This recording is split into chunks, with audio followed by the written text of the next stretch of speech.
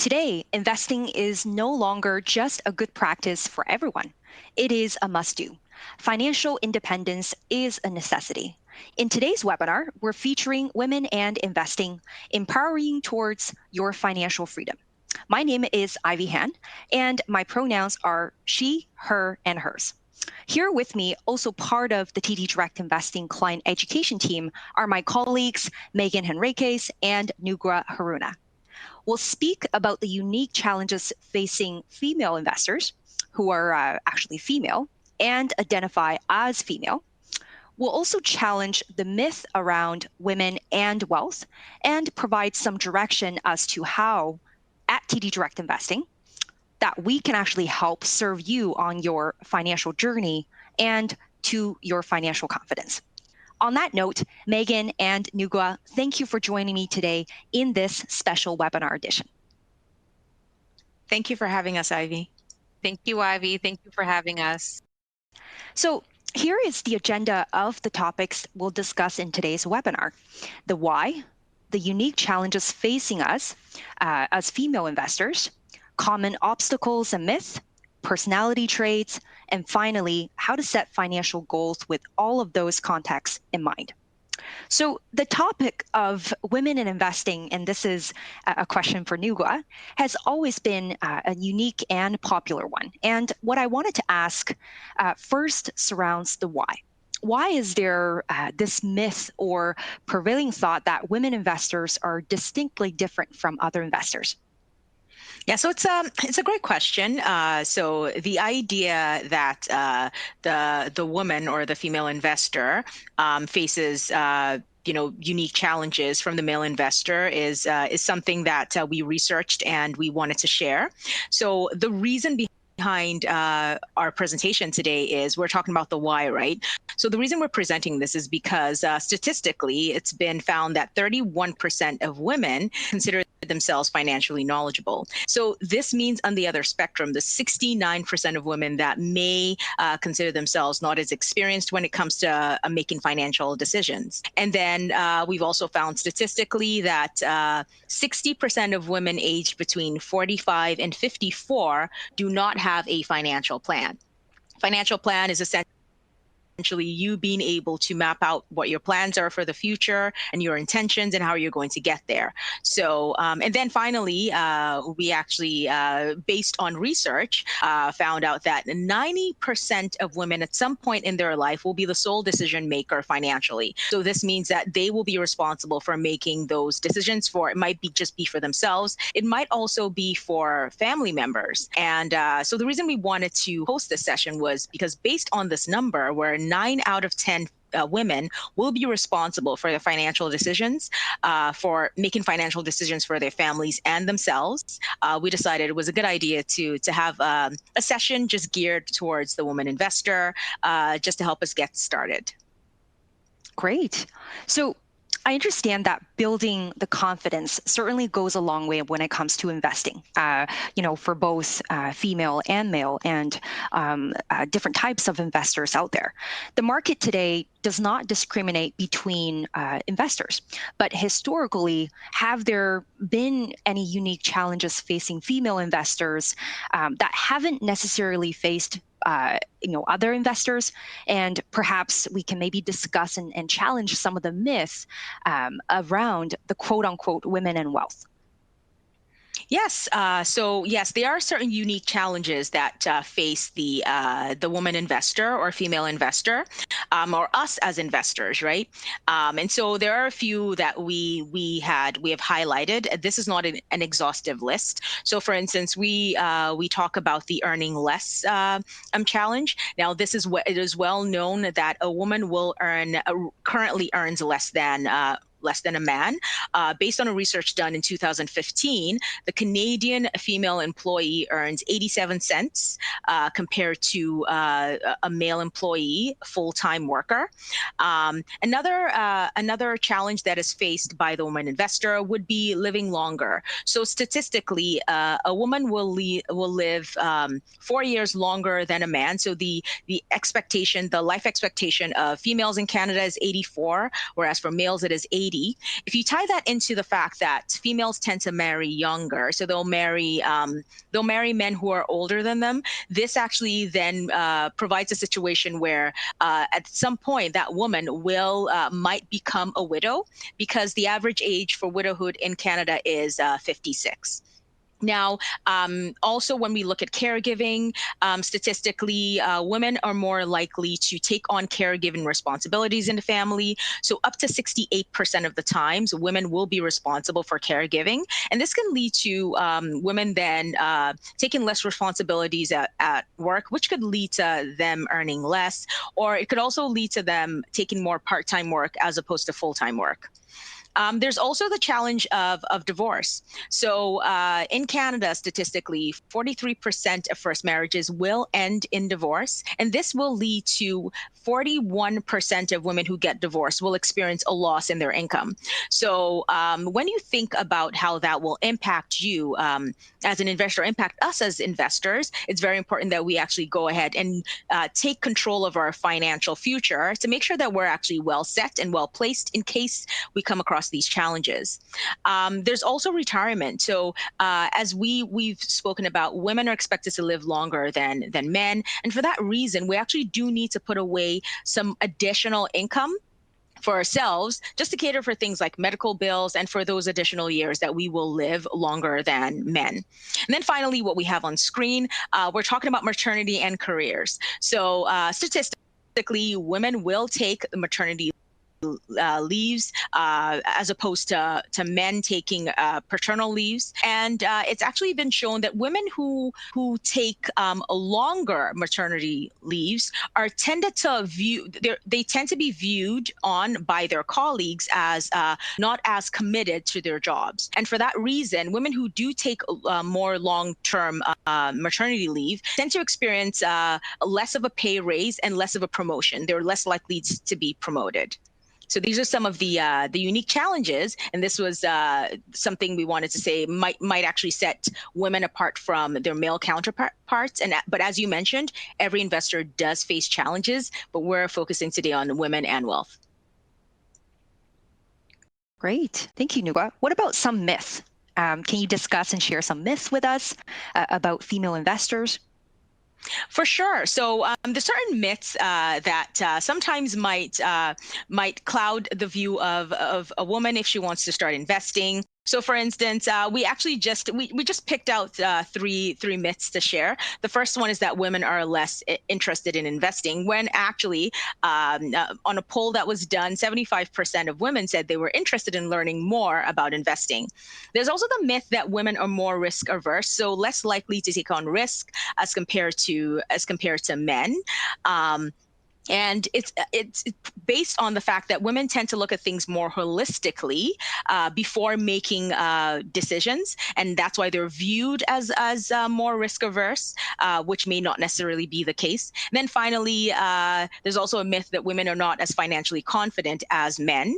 But based on a poll that was done, only 14% of women said they felt extremely financially confident, compared to 17% of men. So there's not that much of a gap, but the myth that is out there is that women are not as financially confident as men. Okay, so I know we talked a little bit about the market not discriminating between investors. So just maybe on a general level, can you maybe share some common obstacles facing investors in general? So potentially this could apply to anyone in the audience today who wants to start investing. Sure. And so why it was a good idea we shared the myths was so that we would get that out of the way, remove that idea that, we're not as competent when it comes to investing. Now, there are obstacles that every investor is expected to face. So one of them would be the obstacle of knowledge.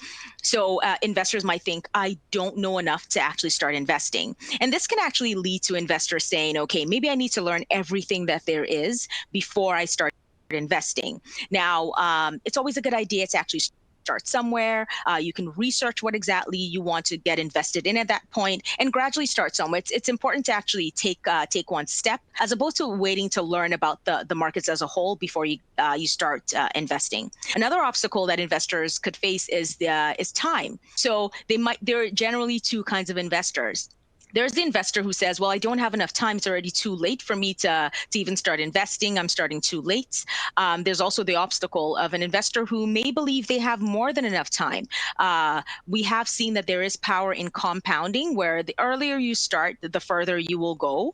And so sometimes investors may be faced with these obstacles of, I don't have enough time, or I have more than enough time to start investing.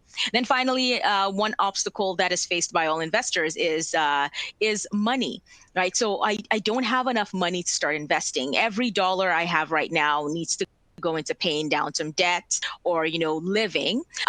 Well, as I mentioned, there is the power of compounding, where the little that you invest today will earn some more income, which will in turn earn more income. So it's very important that the idea behind the session is to help us get over these obstacles and get ourselves actually investing and planning for our future. For sure. I can certainly attest to those obstacles when I first started way back when. Now, flip it, geared a little bit, and I wanted to flip the conversation to Megan. So, Megan, I know that every investor is unique in terms of investing style and personality. So, if I think about myself, the way that I invest or the way that my personality is certainly will impact or make some impact when it comes to investing decisions. So, how do personality traits fit into all of this? What are some personality traits that can maybe help us gauge our strengths and weaknesses to feel a little bit more confident and to become better investors? So, as we had talked about the unique challenges that female investors can face, now we're going to look at the personality traits, like you mentioned, for us to be able to distinguish what our strengths could be. So, we're going to talk about two of the five big personality traits, which is conscientiousness and agreeableness. So, conscientiousness is the personality trait of being careful, diligent, like a desire to do a task well. And women are statistically significantly better than men in this personality trait. We like to plan, which can be a very good strength when it comes to our investing. Our second trait is agreeableness, which is that friendly, warm type of feeling. And there's generally a concern for social harmony. So, again, this is another personality trait where typically women are stronger than men, but sometimes it can lead us to situations where we don't want to get into those uncomfortable situations. When Nuko was talking about earning less than men, sometimes it's just about having that discussion of getting that pay raise that is uncomfortable that we might tend to avoid. So that was for our personality strengths of conscientiousness and agreeableness, and how we can take these away when building our portfolios for ourselves. Great. So definitely great to know about the strength that we have. So now I wanted to flip it over to actually to the both of you to do an activity with our audience today. So in this activity, there should be a poll on your screens somewhere along where you can participate as well. But this was a real experiment that they had done, where in a first scenario, you had to choose between either keeping $50 or having a 50-50 chance of either winning or losing $70. So I'll give you a few moments so that you can figure out with those options which one you would select. Great. And in our second scenario, now you had either the opportunity of losing $40 or having a 50-50 chance of either winning or losing $70. So this example is, or this activity is actually an example of loss aversion. In this experiment, what they saw was a shift in behavior. In the first scenario, more investors or more participants had selected that they would rather keep that $50. But in the second scenario, when confronted with either losing money or having that 50-50 chance of either winning or losing money, they preferred to do that 50-50 chance. So this is again an example where we would prefer not to lose money than to even find money. And this is a natural emotional response that we have, where the pain of losing money is psychologically twice as powerful as the pleasures of gaining that value.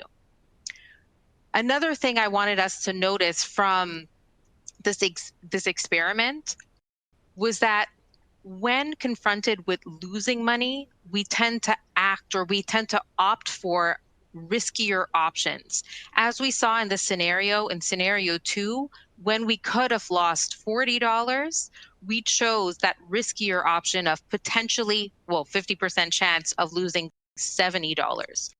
So this also comes into play that when we're losing money, we tend to act riskier, which can lead us down a path where we could lose more money than we had intended. While we're on the topic of risk and reward, I love the fact that you mentioned the concept of loss aversion.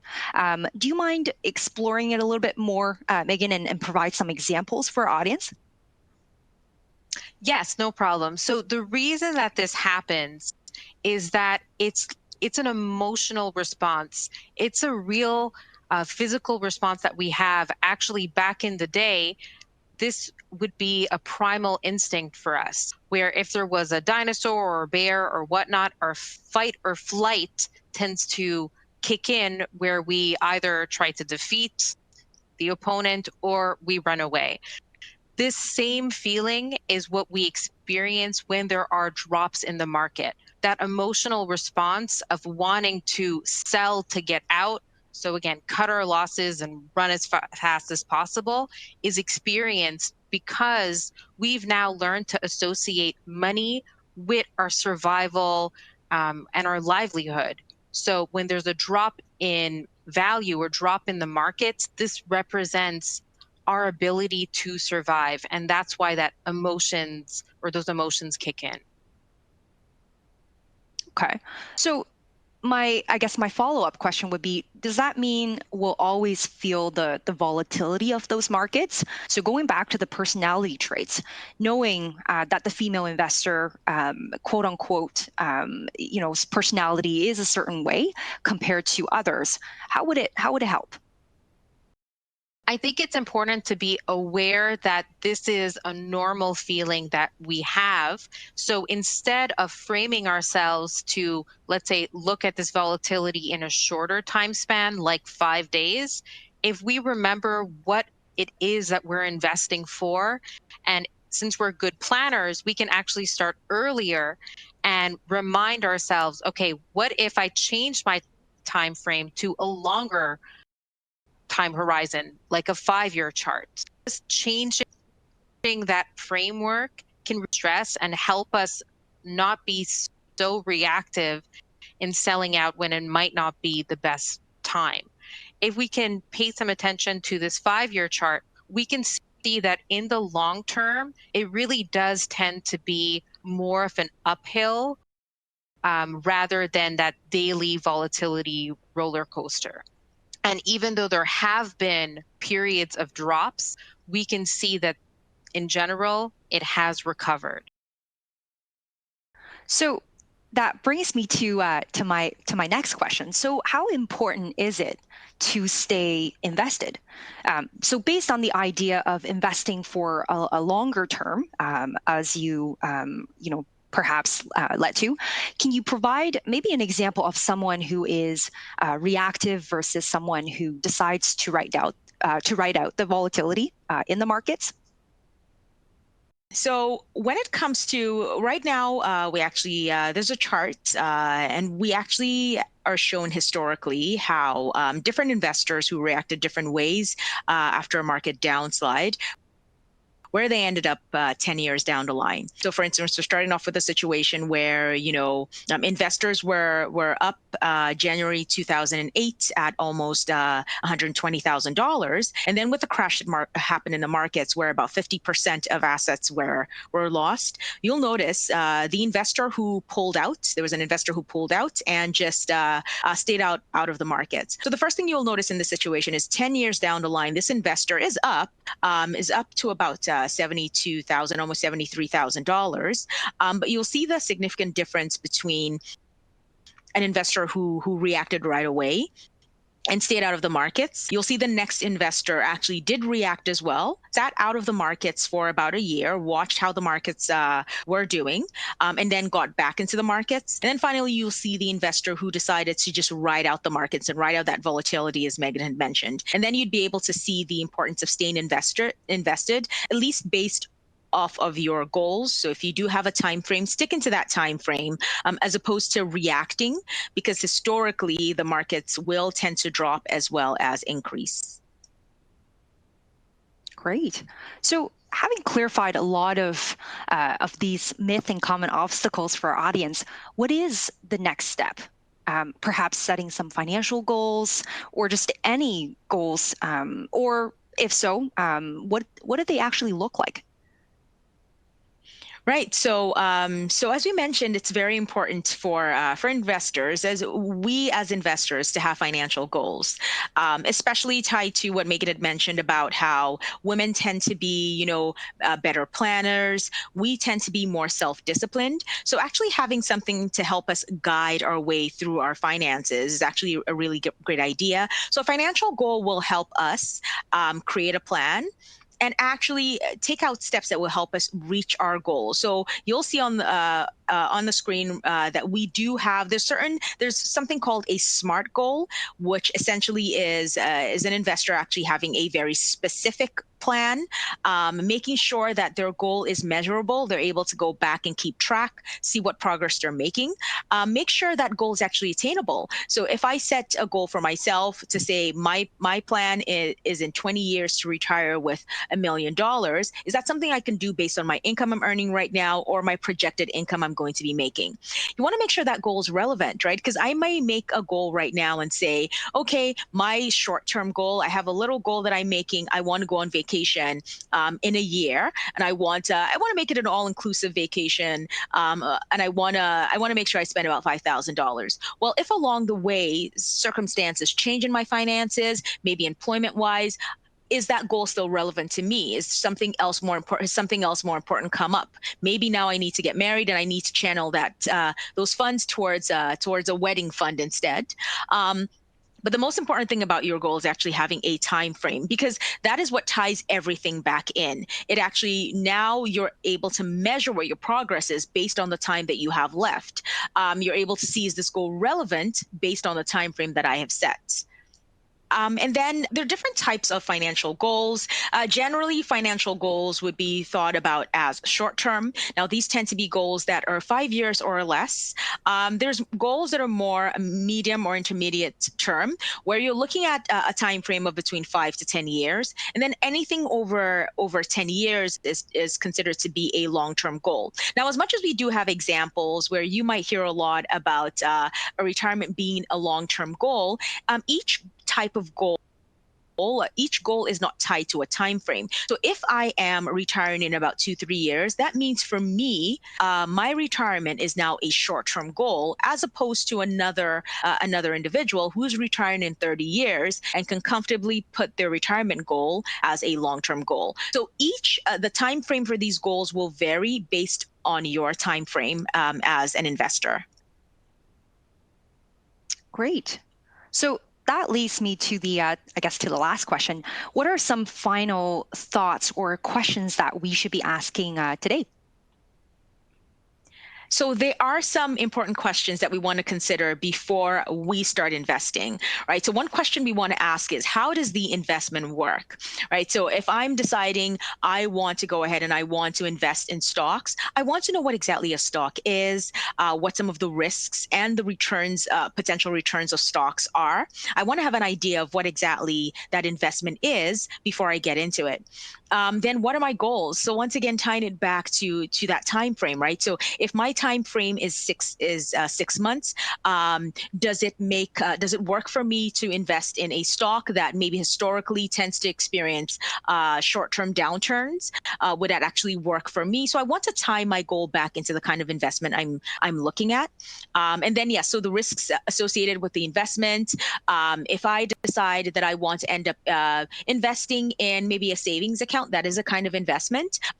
Is there a risk that I may not be able to hit my retirement goal if I just put all my income into a savings account? So what are the risks of each kind of investment? The next thing you want to look at is how long do you plan to invest? So for each investor, you might actually have multiple goals. I might have a long-term goal of retirement, as well as a short-term goal to put a down payment for a house. So I need to know what my plan is and how long that plan is for each goal that I have. And then something else I want to consider is what are some of the costs to buy, hold, and sell this investment, right? You want to think about things like the transaction costs. If you end up holding something like a mutual fund or exchange traded fund, you want to consider things like the management expense ratio that comes with those funds. You want to consider if that fund charges you a load fee, so a commission fee to buy in or to sell out of that fund. These are costs you want to be aware of. And finally, you want to find out how this specific investment fits in with all your other investments. So if you are an investor who already, for instance, has an employee retirement plan, and you're looking to balance out what exactly your risk level is, you might want to consider what you're holding at a more holistic level, as opposed to just thinking of that purchasing that specific investment. Thank you so much for the insights today, Megan and Nugua. I think our audience deserve to see some of those tools that can help them in building that confidence towards investing. So let's actually take them through our web broker platform to see how to put those goals together, and then maybe showing them some resources that they can find to help them with their investment choices. WebBroker provides self-directed investors like you an intuitive way to identify investing goals and create a plan to help guide them on how they should be constructing a portfolio. Want to get started? Click on Goals, located within the top navigation bar on WebBroker. From here, you'll be guided to create a goal, choose your investing profile, and select the accounts that you would like to use for your goal.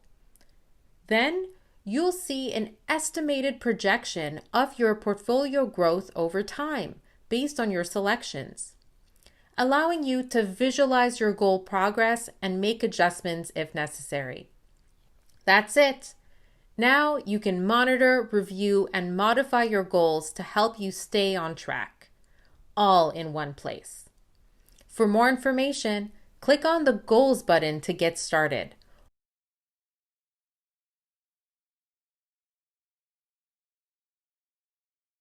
For those in the live audience today, let's go to the Q&A.